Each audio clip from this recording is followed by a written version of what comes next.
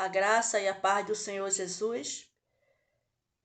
Quem me conhece nos últimos 3, 4 anos, viu o meu interesse em cuidar da alma humana, dos cuidados com a alma, os males que atacam a alma, a tristeza e tantas coisas. E hoje eu vim aqui dizer que minha alma hoje amanheceu triste, a minha alma hoje está abatida, a minha alma hoje está realmente ferida, a minha alma está também indignada. Então, junto com tudo isso, sofrimento, vem a indignação, vem a coragem, vem o impulso para tomar uma atitude, e eu tomei uma atitude, o qual, diante dos acontecimentos de ontem, na questão política, que a minha visão não é política, a minha visão aqui é espiritual. O que eu quero passar para você é uma visão espiritual, não uma visão política. Creio que a nação brasileira não está vivendo, pela primeira vez em toda a história da política brasileira, pela primeira vez, uma eleição não é uma eleição política. Pelos nossos próprios interesses, pelos interesses materiais, financeiros, ou seja, por interesses exteriores. Não é. Pela primeira vez, Deus está permitindo que seja de fato uma batalha espiritual. E por que eu digo isso? Porque o que está em jogo não é questão material, né? Se eu vou ter o pão com fartura, o pão para eu me alimentar junto com a minha família com fartura na minha mesa, né? Não é isso. Ou se eu vou ter a escassez, ou posso ter a escassez do pão celestial, o pão que vem do céu. Então, entre esses dois pães, eu prefiro lutar pelo aquilo que eu acredito, que é o pão espiritual, o pão que alimenta a minha vida, a minha alma, que alimenta a vida e a alma de qualquer ser humano que serve, né? Pelo menos que serve, que crê, que tem fé um Deus criador, um Deus que criou a mim, criou a você, criou todas as coisas foi criada por Ele e para Ele, que nos dá o fôlego de vida. Então, pela primeira vez, nós estamos diante de uma situação, de uma batalha espiritual.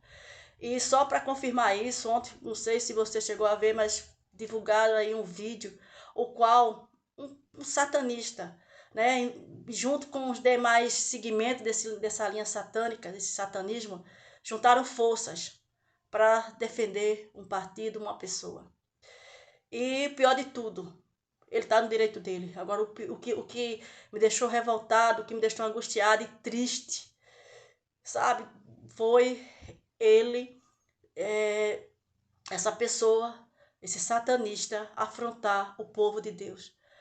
Chegar ao ponto de mandar o povo de Deus, né, ir para aquele canto, enfim, essa palavra terrível. Né? E isso aí foi revoltante. Eu me senti humilhada, eu me senti triste, abatida, eu me senti, sabe? Porque ele não estava afrontando a mim, ele não estava afrontando a você. Ele estava afrontando de uma forma indireta, sabe? Ao Deus que a gente serve. Direta ou indireta, não sei. Ao Deus que a gente serve. Aquilo que a gente quer, pelo menos que eu acredito. Sabe, diante dessa situação, por isso que eu digo, é uma guerra espiritual. Então, eu tomei um partido, né, numa guerra espiritual, não com interesses humanos, não com meus próprios interesses, eu abro mão dos meus próprios interesses. Eu não quero saber se eu vou ter pão na minha mesa, uma mesa farta de pão para eu me alimentar com a minha família, ou se eu vou ter falta, vou passar fome, não me importa. Mas eu sei, eu quero ter a certeza que pelo menos um pão que me alimenta a minha alma, isso aí vai estar garantido. Então, é por conta disso que eu tomei uma posição. Daqui até o dia 30 de outubro de 2022, onde haverá o segundo turno. Eu vou usar todas as minhas redes sociais, tudo que eu puder, para conscientizar você que ainda não tem consciência ainda, que isso é uma guerra espiritual, não é uma guerra política. Você teve todas as oportunidades, eu e você, de ter realmente guerra política, lutar pelos nossos próprios interesses, aquilo que a gente acreditava. Mas pare, pense, quando foi na história esse tempo todo que você, diante de tantas eleições, que você realmente se deparou com uma situação real, com uma situação espiritual, como está sendo agora. E Deus está permitindo isso visivelmente para todo mundo que quiser ver. Está aí nas redes sociais, né? Me explique como é que uma pessoa que diz que serve a Deus, que acredita em Deus, que tem fé em Deus, abertamente tem coragem de apoiar ou se juntar com alguém que declaradamente se declara as trevas, se declara as leis satânicas, com coisas que vão de contra os princípios de Deus, do nosso Deus, do Deus que a gente diz que serve, o Deus que a gente diz que tem fé, que acredita, que ama. Como? Eu não consigo entender.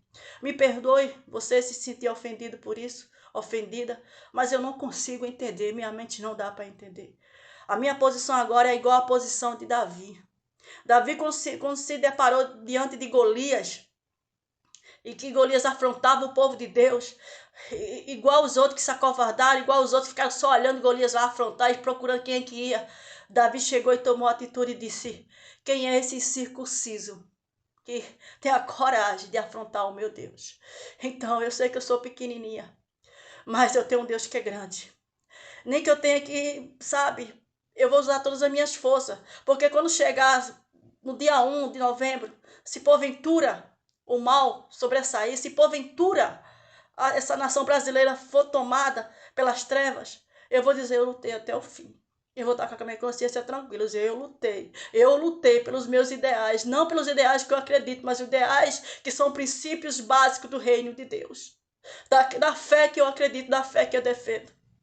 Porque como é que eu vou, a partir do dia 1 de novembro, defender, se porventura, mas eu creio que o nosso Deus não vai permitir isso. Mas se porventura isso vier acontecer, com que cara, com que força eu vou pregar esse evangelho?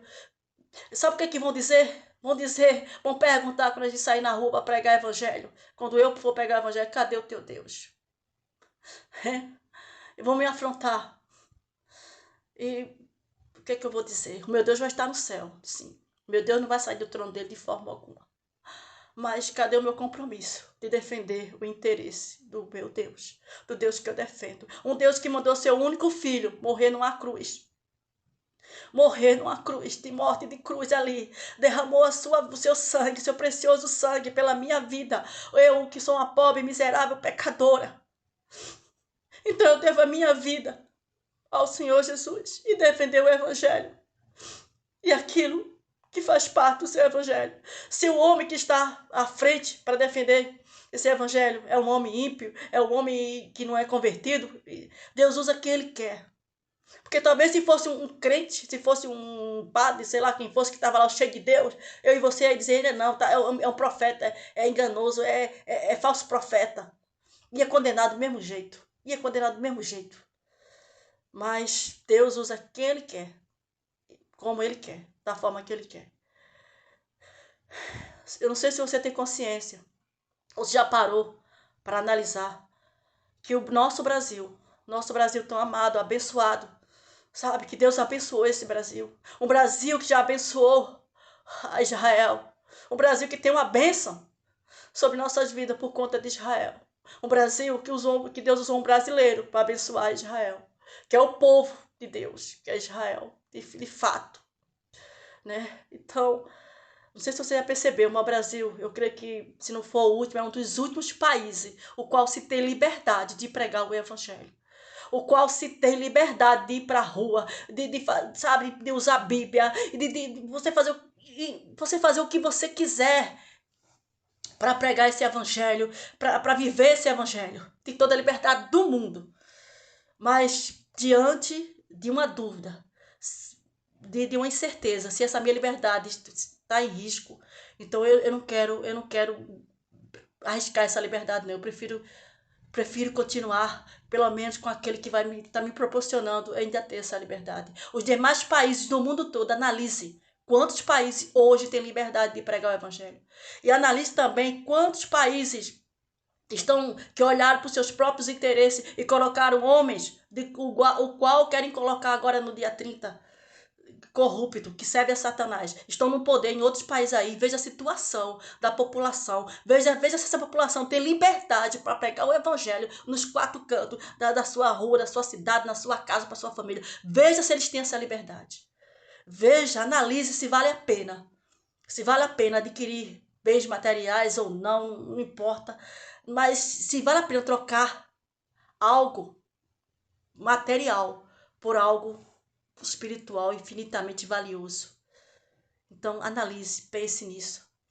E eu quero encerrar aqui porque se eu for falar, eu tenho muito o que falar, né? Mas eu só quero deixar bem ciente aqui que eu vou lutar apenas pelos ideais que preservam a família, que é a instituição que Deus criou, a natureza humana que Deus criou, homem e mulher, tudo aquilo que diz respeito a Deus, que não muda. Né? O meu Deus ele é infinitamente, o Deus é o mesmo ontem, hoje vai ser eternamente. Então, se eu tiver errada, se você achar que eu estou errada, então eu vou estar errada em defender as coisas do meu Deus. Eu não estou aqui para elogiar homem nenhum, nem para idolatrar homem nenhum. Porque Deus usa quem Ele quer. E na hora que Deus quiser abater o homem, Deus abate. Eu não tô para isso. Estou para defender os interesses do reino de Deus, do meu Pai, do Deus que eu acredito. A bandeira que eu defendo é a bandeira do Evangelho. E eu quero ter a certeza, pelo menos eu estou segura agora, que eu posso, por enquanto, pregar esse Evangelho. Vai chegar dias sim que eu não vou poder mais pregar o Evangelho, mas eu não quero cooperar. Eu não quero cooperar para que esse dia seja antecipado ou tenha, sabe? Eu não quero cooperar que esse dia seja antecipado, enfim. Então, talvez eu seja igual aquele beija-flor, né? Aquele passarinho que viu um grande incêndio na floresta e diante daquele fogo todo ele pegou o biquinho dele, foi lá no rio e pegava aquela gotinha d'água e jogava naquele incêndio. E olharam para ele e disseram assim: como tu vai querer, tu com essa gotinha d'água vai querer apagar esse incêndio todo? Ele disse: posso até não conseguir apagar o incêndio, mas pelo menos eu tentei. Então a minha parte, até o dia 30 eu vou tentar. Fora isso, é jejum, oração, né? E clamou a Deus. Clamar por esta nação, para que Deus venha perdoar esta nação de tanta abominação que foi feita dessa nação. E que Deus possa restaurar esta nação, igual Deus fala lá em 2 Crônicas 7:14, se o meu povo se chama pelo meu nome, se humilhar e orar, Deus sarará essa terra. Eu creio na palavra do Senhor. E também eu creio também na palavra do igual falou o apóstolo Paulo, quando disse que a nossa luta não é contra a carne e o sangue. Eu não estou lutando contra o meu próprio irmão, não estou lutando, não. Eu estou lutando contra as hostes espirituais, que está bem clara isso, eu não vejo quem não quer. Então que essa cegueira espiritual venha sair dos seus olhos, enquanto ainda é tempo.